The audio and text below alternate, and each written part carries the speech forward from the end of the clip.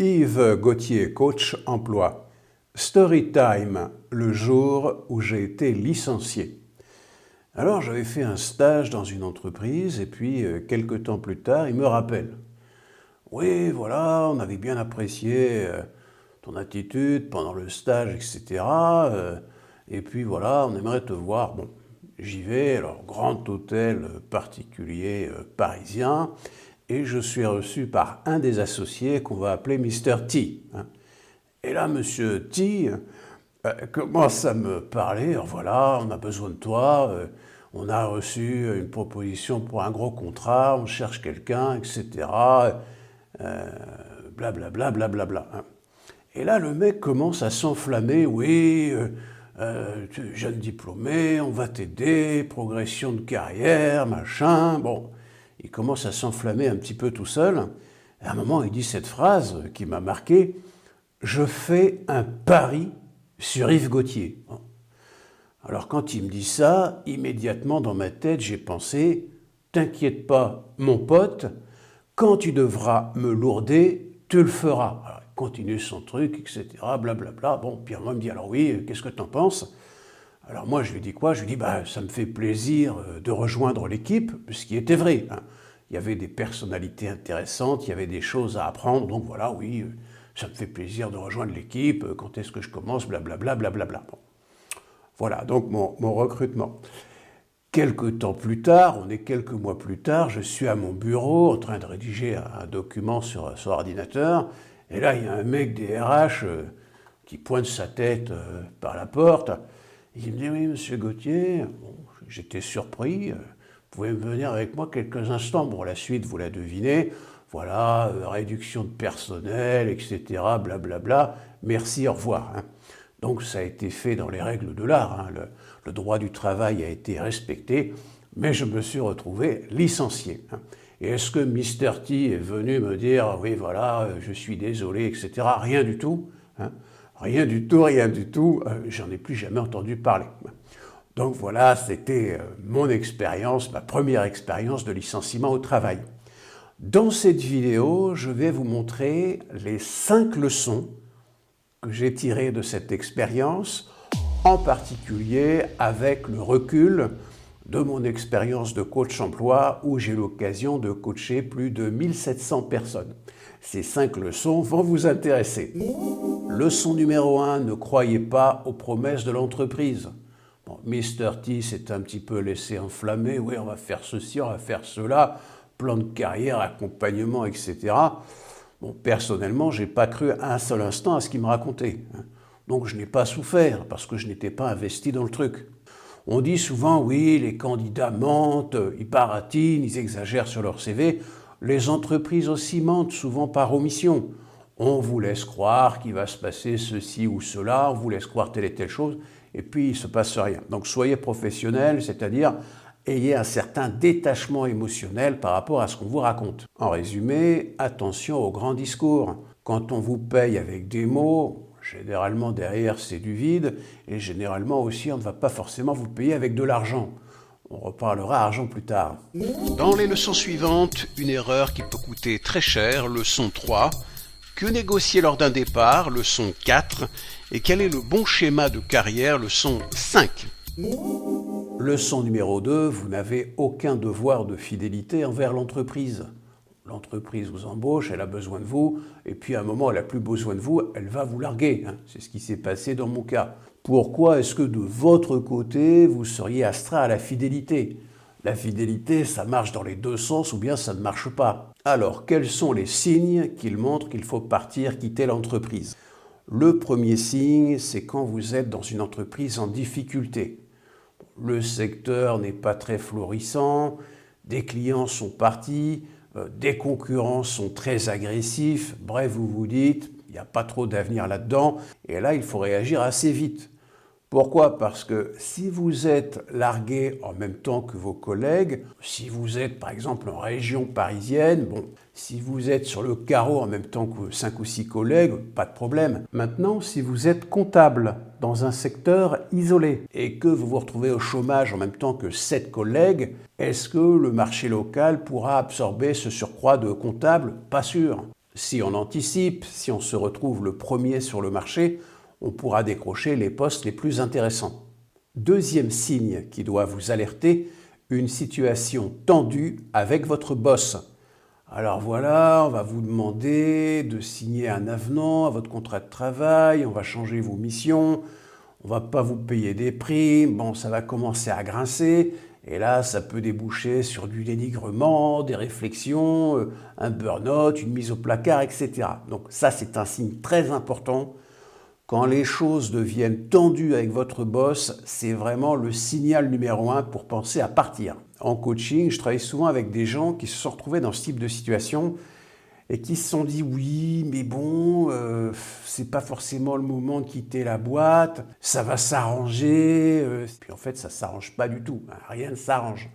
Donc ne traînez pas quand vous êtes dans ce genre de situation. Troisième signe qui montre qu'il faut partir, c'est plus lié au challenge lié au poste. Bon, par exemple, tout devient prévisible. Bon, vous savez, quand vous allez voir un tel, il va vous dire « Ah oui, mais non, ça se peut pas, gna gna gna ». Bon, autre élément, vous n'apprenez plus rien. Alors, voilà, c'est pas forcément un drame en soi, mais pendant ce temps-là, il y a des concurrents sur le marché du travail qui développent des compétences. Et puis, autre élément, il n'y a pas vraiment de perspective. Bon, après ce poste-là, dans l'entreprise, qu'est-ce qu'il y a pour vous? Pas grand-chose. Leçon numéro 3, très importante, et là, je prends un ton grave, il faut être prêt à partir, mais pas forcément tout de suite. Je m'explique. Mise au placard, harcèlement, dénigrement, primes non payées, etc. Vous avez subi un préjudice. Alors des fois, dans ce type de situation, on n'a qu'une hâte, c'est de se barrer, c'est que ça se termine. On se dit, ce milieu est très toxique, il faut que je passe à autre chose. Donc on est tenté de démissionner. C'est une erreur magistrale. Pourquoi est-ce une erreur? Pour 3 raisons. Premièrement, si vous démissionnez, vous n'êtes plus dans les livres de l'entreprise. Pour elle, en quelque sorte, le problème est réglé. Qu'est-ce que vous allez négocier votre départ si vous êtes déjà parti? Vous avez beaucoup moins de poids quand vous n'êtes plus dans l'entreprise. Donc attention à la démission coup de tête. Deuxième point, le paradoxe amusant, c'est que quand vous êtes toujours dans l'entreprise, ça peut motiver la direction de la société à trouver un accord pour vous dégager. Pourquoi? Parce que la société craint un effet de contagion. Bon, imaginez, la société fait des histoires, ça se sait, il y a des bruits de couloir, et là vos collègues commencent à se dire « Bah oui, mais si moi demain je veux partir, on va me faire les mêmes crasses, vous voyez le truc ?» Il peut y avoir un effet de contagion, l'entreprise veut limiter les dégâts. Donc quand vous êtes encore dans l'entreprise est plus motivée à vous dégager. Troisième point, plus technique, eh bien si vous démissionnez de suite, vous n'avez plus accès aux locaux de l'entreprise. Votre code de connexion à votre boîte mail est supprimé et si vous aviez besoin de collecter des documents, des preuves, etc., ce n'est plus possible. Et par ailleurs, si vous n'avez plus la possibilité de rencontrer vos collègues sur le lieu de travail et discuter avec eux, si vous avez besoin d'une attestation, d'un témoignage, ça devient plus difficile. Les gens vont vous dire « Écoute, tu as quitté l'entreprise, moi je ne souhaite pas être impliqué là-dedans, merci, au revoir ». Donc en quittant l'entreprise, on n'a plus d'accès physique et on se prive d'un certain nombre d'éléments. Donc la conclusion, c'est que parfois on a envie de se barrer, de tourner la page. Mais c'est une erreur. Pourquoi? Parce que si vous quittez l'entreprise, vous aurez beaucoup moins de poids pour négocier. Leçon numéro 4, faites-vous accompagner d'un avocat. Je répète, faites-vous accompagner d'un avocat. Vous avez été victime d'un préjudice, donc harcèlement, mise au placard, etc. Ou bien vous avez une ancienneté assez conséquente, il y a des enjeux. Le problème, c'est que si vous tentez de négocier seul votre départ, vous risquez de vous laisser submerger par vos émotions. En coaching, j'allais dire, je récupère, entre guillemets, des gens qui sont partis de leur entreprise de façon houleuse et qui, des fois, 6 mois après, 1 an après, 2 ans après, quand on leur parle de leur départ de la précédente boîte, ils vous disent « Ah ouais, c'est dégueulasse, ils m'ont saqué, c'est pas normal !» Ils partent au quart de tour et je me dis « Mais qu'est-ce que ça a dû donner pendant la négo ?» Donc gardez l'esprit ouvert, un professionnel peut vous aider à accepter de lâcher sur certains trucs pour gagner sur d'autres. Alors, très concrètement, à quoi peut vous aider un avocat? Négocier une indemnité de départ confortable, chercher la fiscalité la plus avantageuse, négocier un départ différé, par exemple si vous voulez rester encore quelques mois pour transmettre vos dossiers, négocier un préavis non exécuté, négocier un préavis non exécuté et payé. C'est-à-dire que si vous retrouvez un autre boulot, pendant quelques mois, vous avez 2 salaires, ce qui est appréciable. Négocier une clause de confidentialité, négocier un avis positif si un recruteur contacte votre ancienne entreprise. Là, votre ancienne entreprise aura l'obligation légale de dire oui, c'est un bon élément, etc. Négocier une lettre de recommandation. Peut-être assez jouissif d'obliger votre ancien manager à écrire un petit baratin sur vos qualités, vos compétences, etc. Un avocat peut aussi attirer votre attention sur des questions spécifiques. Par exemple, vous avez un crédit immobilier avec une assurance perte d'emploi. Cette assurance peut s'enclencher dans certains cas bien spécifiques. En règle générale, pas pour une démission, parce que la démission, c'est de votre fait. Donc là, l'avocat va faire très attention à la forme juridique de la rupture, de telle façon à ce que l'assurance puisse s'enclencher. Par ailleurs, sur le fond, embaucher un avocat envoie un message clair. Je ne vais pas me laisser faire.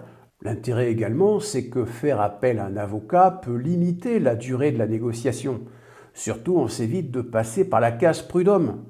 La case prud'homme, ça peut être des années, un poids émotionnel très fort, des résultats aléatoires et des indemnités pas toujours terribles. Alors qu'en règle générale, une négociation avec un avocat va permettre de rapporter plus.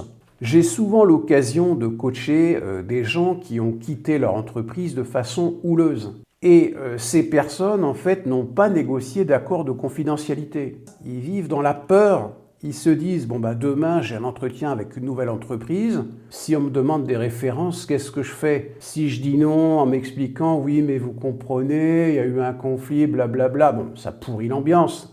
C'est un drapeau rouge pour le recruteur. Si je dis oui, contactez monsieur Untel et que monsieur Untel commence à me cracher dessus, voilà, c'est fini ce recrutement. Donc ça, c'est en quelque sorte la double peine. On s'est fait éjecter de la boîte numéro 1 et on porte un boulet quand on se présente dans une boîte numéro 2. Ce qui peut être évité avec un accord de confidentialité. Leçon numéro 5. Quel est le bon schéma de carrière à suivre? Je vous le révèle tout de suite. Le bon schéma, c'est je reste dans une entreprise 3-4 ans, il faut quand même une durée un petit peu conséquente, et puis après je vais voir ailleurs. Ça sert à quoi? Premièrement, ça sert à s'éviter les embrouilles. Vous arrivez, vous prenez vos marques, vous bossez 1 ou 2 ans, et puis après vous êtes sur le départ. Vous n'avez pas le temps vraiment de vous faire embrouiller, vous partez avant que les embrouilles arrivent. Ça, c'est la première raison.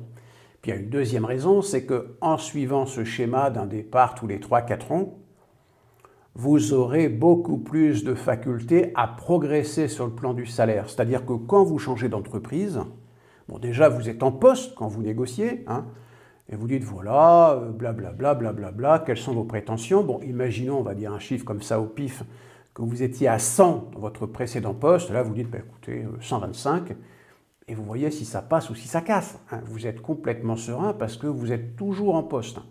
Et là, il faut que je vous parle de l'étrangère. Vous allez voir le raisonnement. Imaginons, vous êtes dans un village, au Moyen-Âge. Et dans ce village, il y a 5 jeunes gars et 5 filles à marier. Ils se connaissent depuis toujours. Et ils savent qu'ils vont se marier au sein du village. Alors chacun est connu pour ses qualités et pour ses défauts. Gertrude, par exemple, a un physique un petit peu disgracieux, mais c'est une bosseuse. Anne-Laure, elle, c'est une très belle femme, mais c'est quelqu'un qui fait beaucoup d'histoire, qui parle beaucoup, mais son père a de la terre. Bertrand, alors lui, c'est un travailleur très habile avec ses mains, mais assez porté sur la bouteille, ce qui veut dire que dans le village, on connaît les gens, il n'y a pas de surprise. Maintenant, imaginez, dans ce village arrive une étrangère. Et là, les mecs, ils commencent à se faire des films. Pourquoi? Parce qu'ils ne la connaissent pas. Ils se disent, elle doit faire ceci, elle doit faire cela, ça doit être super. Là, le petit écureuil, il tourne dans la tête des mecs. Factuellement, peut-être que oui, cette étrangère a des qualités, mais peut-être qu'elle est moins bosseuse qu'une telle ou qu'elle va apporter plus de problèmes. On n'en sait rien. Eh bien, c'est exactement ce qui se passe dans le cas d'un recrutement. Le recruteur va parfois avoir du mal à donner le poste en interne. Pourquoi? Parce qu'il connaît les gens. Alors que quelqu'un qui vient de l'extérieur, même s'il ne propose rien d'extraordinaire, peut plus enclencher l'imagination. Il y a une prime à l'inconnu, illustrant cela avec un exemple. À la télé, on voit régulièrement des reportages de ce style. Bertrand Leduc, 43 ans, cadre supérieur, 10 ans de bons et loyaux services dans la société super top. Et puis un jour, tout bascule. Un changement de lieu de travail qui implique de passer 3 heures dans les transports en commun. Des missions qui se vident de sens, du dénigrement perpétuel. Bref, une mise au placard caractérisée. Écoutons son témoignage. J'ai toujours bien fait mon boulot, j'ai des bonnes évaluations, j'ai une progression de salaire régulière. Et puis, voilà, en quelques semaines, je sens qu'on me pousse vers la sortie. Et je comprends pas, pourquoi? Qu'est-ce que j'ai mal fait? Rien, j'ai fait mon boulot. Alors oui, Bertrand, j'en conviens, c'est injuste. Toi, t'as fait le boulot, t'as pas fait d'histoire, et là, on te pousse vers la sortie. Bon, c'est injuste, je comprends ton ressentiment. Maintenant, quand tu demandes pourquoi, moi, je vais te le dire. Il y a 2 raisons. La première raison, c'est que tu as cru à la fidélité en entreprise. Mais fidélité et entreprise, c'est 2 mots qui ne vont pas ensemble. C'est comme de l'eau sèche, ça n'existe pas. Faut pas croire que c'est parce que tu t'es investi, etc., que l'entreprise va t'envoyer l'ascenseur. Non. Et puis Bertrand, si tu me permets d'être un petit peu critique, quand tu parles de fidélité, je crois que tu as peut-être plus joué la sécurité. Tu avais un job pépère, bien payé, une bonne progression de salaire, voilà. Et à la fin, tu t'es retrouvé à bosser 10 ans dans la même boîte, mais c'est peut-être plus la sécurité qui t'a motivé. La deuxième raison, la raison de fond pour laquelle on veut te pousser vers la sortie, personne ne va te la dire, mais moi si. Cette raison, écoute bien, c'est qu'on t'a trop vu. On t'a trop vu, on te connaît par cœur, on n'attend rien d'extraordinaire. Je te renvoie à l'histoire de l'étrangère qui arrive au village. Et le problème, c'est que tu n'as pas eu de manager avec assez de tripes pour te dire, voilà, Bertrand, ça fait 10 ans que vous êtes dans la boîte, peut-être le moment de passer à quelque chose, je vais vous faire un package pour que vous puissiez rebondir dans de bonnes conditions, merci, au revoir. Non, on laisse pourrir la situation en espérant que tu vas partir ailleurs. Conclusion, soyez toujours prêts à changer d'entreprise. Soyez d'abord prêts dans votre tête. Parfois, on se met des barrières, on se dit, bon, j'ai accepté ce poste il y a 1 an et demi. Pour rester crédible sur mon CV, il faudrait que je reste au moins 2 ans et demi, 3 ans. Si je me barre tout de suite, ça va faire tâche sur mon CV. Alors effectivement, il faut éviter de multiplier les durées courtes. Mais une fois de temps en temps, ça peut passer, ça peut s'argumenter. Donc être prêt dans sa tête. Deuxièmement, être prêt techniquement. Être prêt techniquement, ça veut dire en particulier avoir un profil LinkedIn à jour. Pour moi, aujourd'hui, le profil LinkedIn est quasiment plus important que votre CV. LinkedIn, c'est votre CV en ligne dans un réseau. C'est quelque chose qui a beaucoup de poids. Donc, ayez toujours un profil à jour avec un résumé de vos compétences, des mots-clés, des détails de réalisation. Ce qui fait que si demain on vous fait une proposition, vous avez toujours cette base pour mettre à jour très vite votre CV. Mais profil LinkedIn à jour, c'est essentiel. Alors pour finir, qu'est-ce qui s'est passé après mon licenciement? Eh bien, ce qui s'est passé, c'est que dans l'entreprise, il y avait une personne très sympa, on va l'appeler Monsieur R, qui m'avait jamais rien promis. Et le gars s'est démené pour me présenter à une autre entreprise. Et puis là, ça a collé et je suis parti sur un autre projet. Ça veut dire aussi qu'il y a des gens sympathiques et humains en entreprise. Oui, ça existe. C'était le Storytime, moi, Yves Gauthier, coach emploi, le jour où j'ai été licencié. Merci de l'avoir suivi et bonjour chez vous.